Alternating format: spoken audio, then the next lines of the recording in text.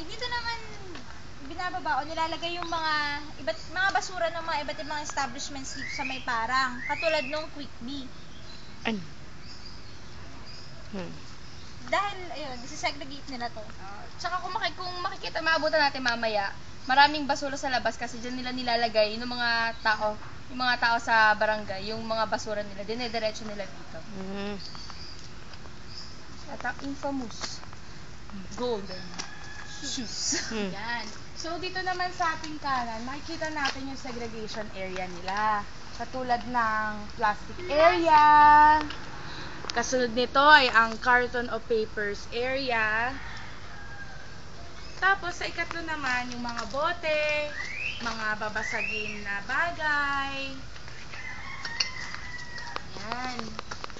So, ngayon, wala siyang laman kasi kaka-ayos pa lang nila. At yung iba, nandun na sa decomposing area. Tapos, ang kasunod naman, yung mga bakal o mga metals. Tapos, sa ikahuli, yung mga lata na galing sa bahay natin.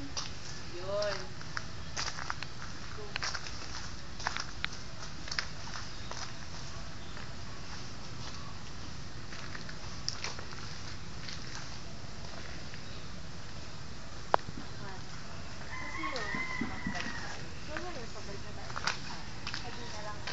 At ito yung dulo ng MRF.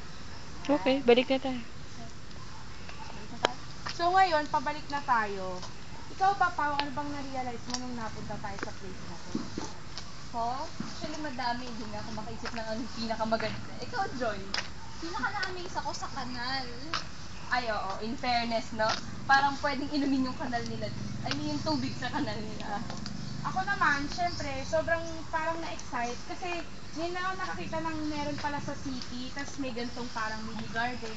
Tapos syempre, ako taong Maynila, ngayon lang ako nakakita ng ganito. Yun.